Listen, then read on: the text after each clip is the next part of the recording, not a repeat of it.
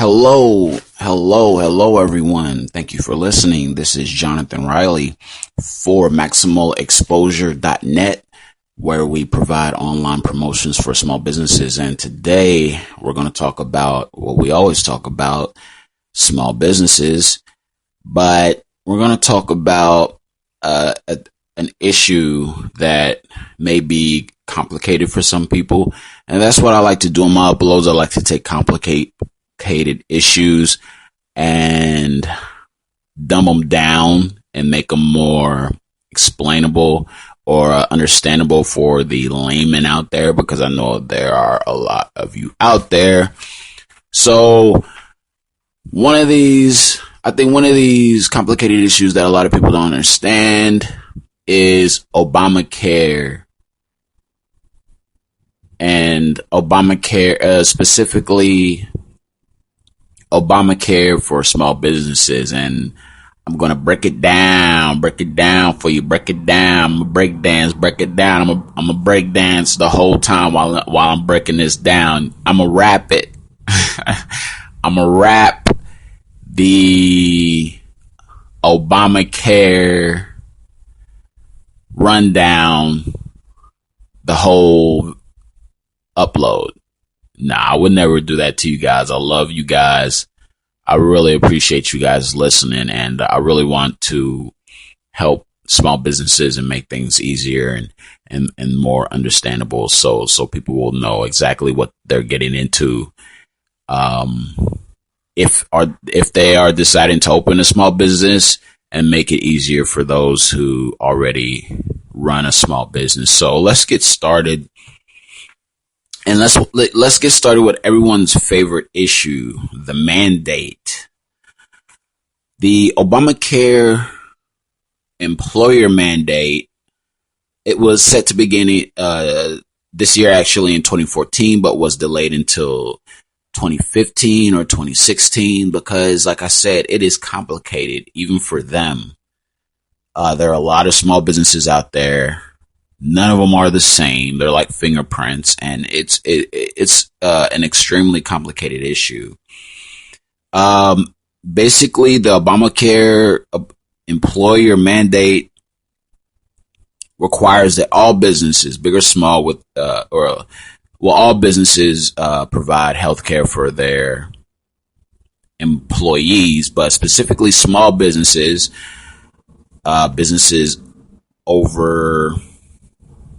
with over 50 full-time employees, provide healthcare insurance for them, or they can pay. The government gives you an option to pay a per month employer shared responsibility payment on their federal tax return. Now, basically, what that means is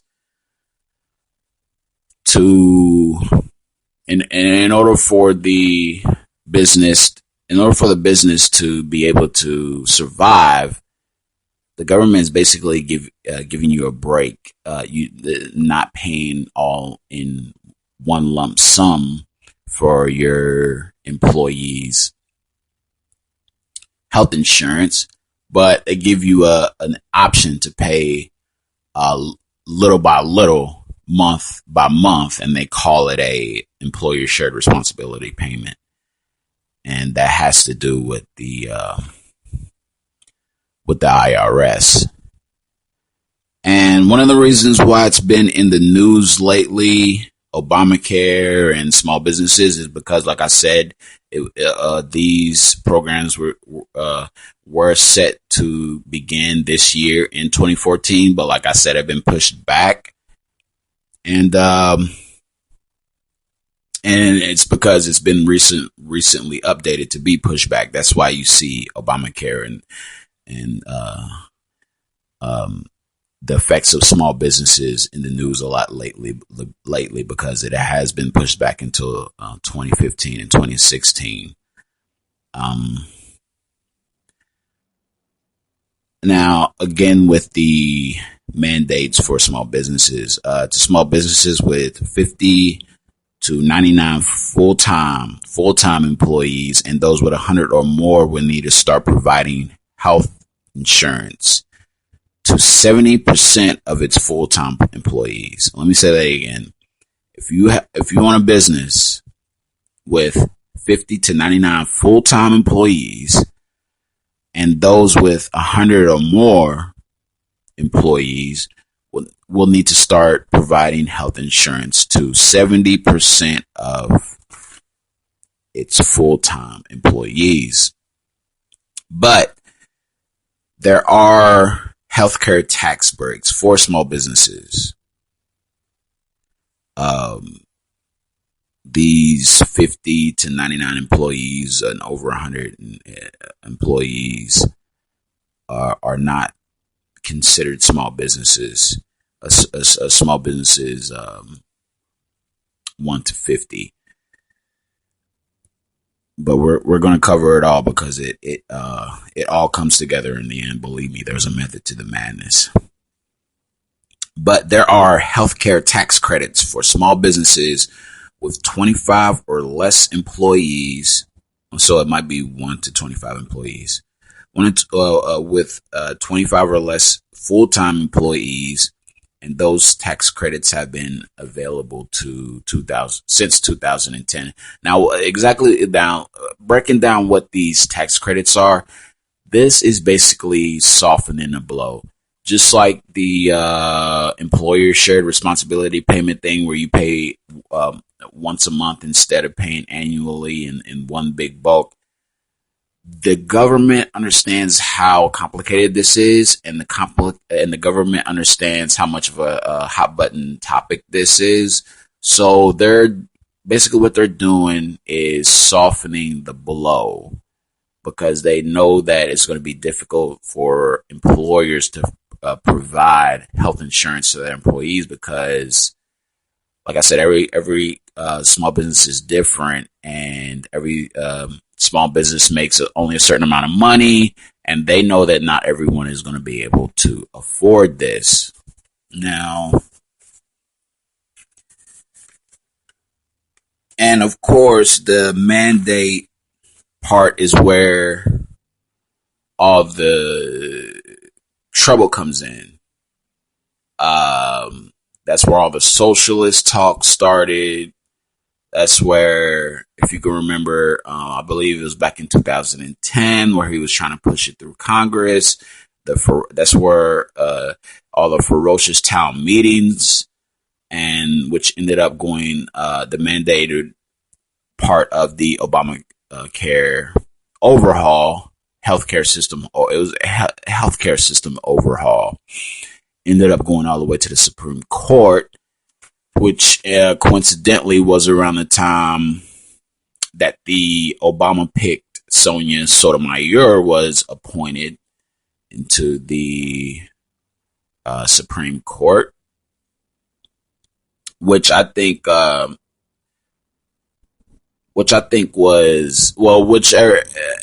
said it was a conspiracy, but I think it was just good timing on the president's part. And she, of course, voted that the mandated portion of the healthcare overhaul system was, or is, in fact, constitutional. Now, let's talk about fees. If you don't pay, if you just flat out refuse and say, forget you, Obamacare. The annual penalty fee for businesses that don't offer their employees with health insurance is $2,000. $2,000 a year. Now, that might be even cheaper than providing your employees with health insurance, but I doubt it. But the fee for not providing your employees with any type of health insurance is a couple of $1,000s a year. Now, there are transition relief programs to small businesses and large ones as well. They are provided by the IRS to give them time to comply with the new mandate. So if you don't start right away paying, you can go to the IRS, and they have a program in place which allows you to make a smooth transition and get comply with the new mandate standards for companies that have not or do not offer health insurance for their employees. So like I said, there are several cushions that the government is providing in order to make the transition a little bit easier. Now, a big question is for small business owners is, how do I go about doing all of this stuff? All right, employers with under 100 employees will be able to use a shop exchange. A shop, SHOP, is short for. It's another cushion. It's a program that offers a variety of health insurance plans. So you can go to whitehouse.gov, and they'll have a section where the shop portion. You can go to the whitehouse.gov, go to the health insurance section, then click on shop, and it'll show you a list of health insurances. I believe only the government health insurance agencies are on this shop program, but it's a list of health insurance options that you can decide to pick for your business. You can pick whichever one that is most compatible and affordable for your business. And basically, the government and now a lot of private insurance have a shop-like system as well. A lot of private insurers now offer a variety of plans to choose from for your small business. Now, another big question to ask is, who will this mandate affect? Well, apparently 96%, that's a huge number. 96% of small businesses will not be penalized for not choosing to provide health insurance coverage for their employees. Why? Because they already have health care coverage for their employees. You see, all of this Obamacare stuff and healthcare employee stuff is for people that don't provide, is for small businesses that don't provide healthcare insurance for their employees, and big businesses that don't provide their employers with health insurance coverage. And I'll do a small piece. We're focusing on small businesses, but I'll do a little piece on big business as well in a few seconds.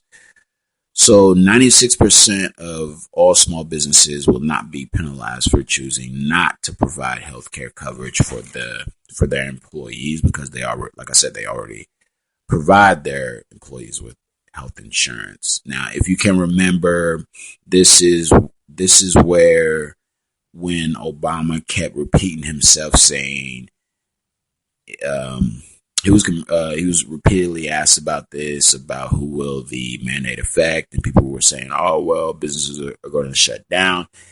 What if you already have health insurance?" And Obama kept repeating himself every interview, saying, "If you already have a health insurance plan, you can keep it." And this was meant not only for small business insurance, but individual insurance as well. That's why it only affects 4% of small businesses, because they don't provide health insurance. Period. That's why he kept repeating himself saying, when he was asked, well, what about if somebody is comfortable with their insurance, and he said, well, you can keep it. You don't have to The mandate is not for you to switch healthcare providers. The mandate is for you to provide the insurance, the healthcare insurance. It doesn't mandate you to switch. So that's why, if you remember, back during the big debate, I believe it was back in 2010, where he kept repeating himself and saying that you don't have to give up the health insurance that you already have. Now, for the businesses that will have to pay for the mandate, there are, of course, tax breaks. And this is another cushion. This is another attempt by the government to lessen the blow of the cost for small businesses and big businesses as well, to ease, to balance out the cost of providing health insurance for their employees, for your employees, and not bankrupting your company. And they do this by offering tax breaks up to 50%. And like I said, that's to ease the cost of providing health insurance, because health insurance is extremely expensive.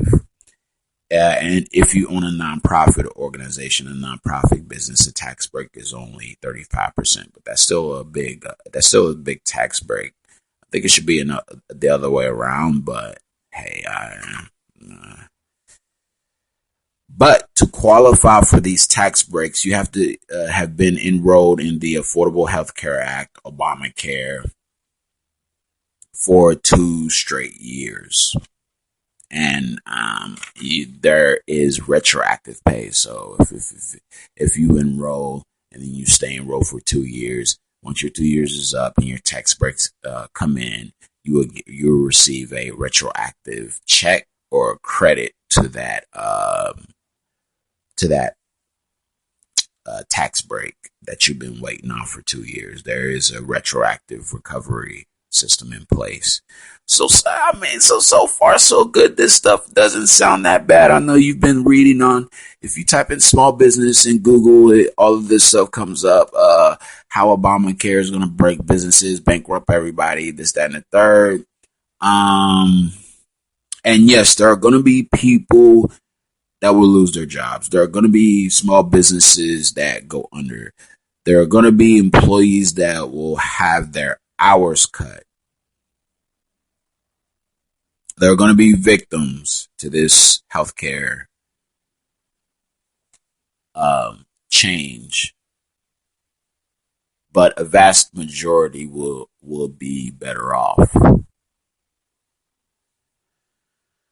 And like I said, I'll do a little piece on the big businesses, on the big guys. The good news is that big businesses like McDonald's and Walmart and other food franchises like Taco Bell, people with a lot of employees, they too will be forced to provide healthcare insurance for their employees, and that is one of the my most favorite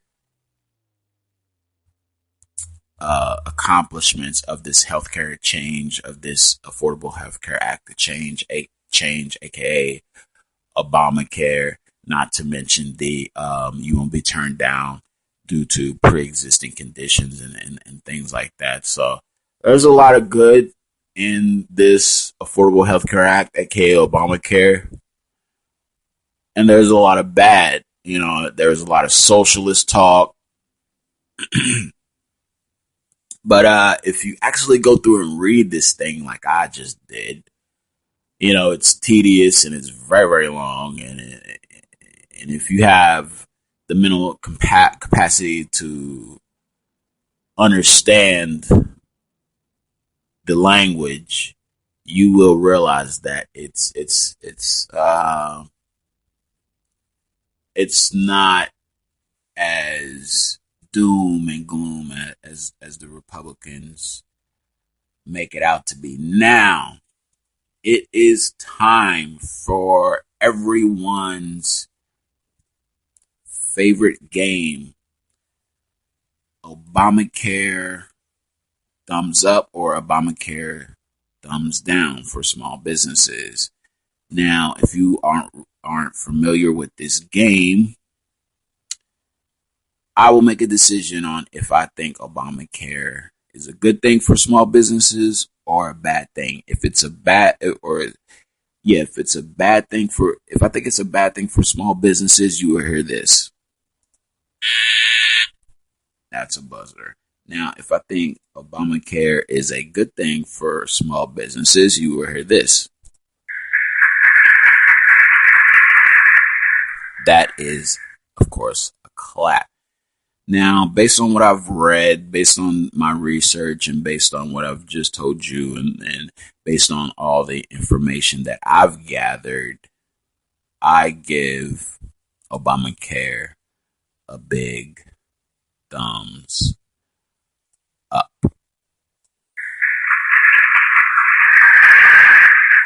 And it's basically because of the things that I went over. A very large, 90% of small businesses won't be affected at all due to this healthcare change.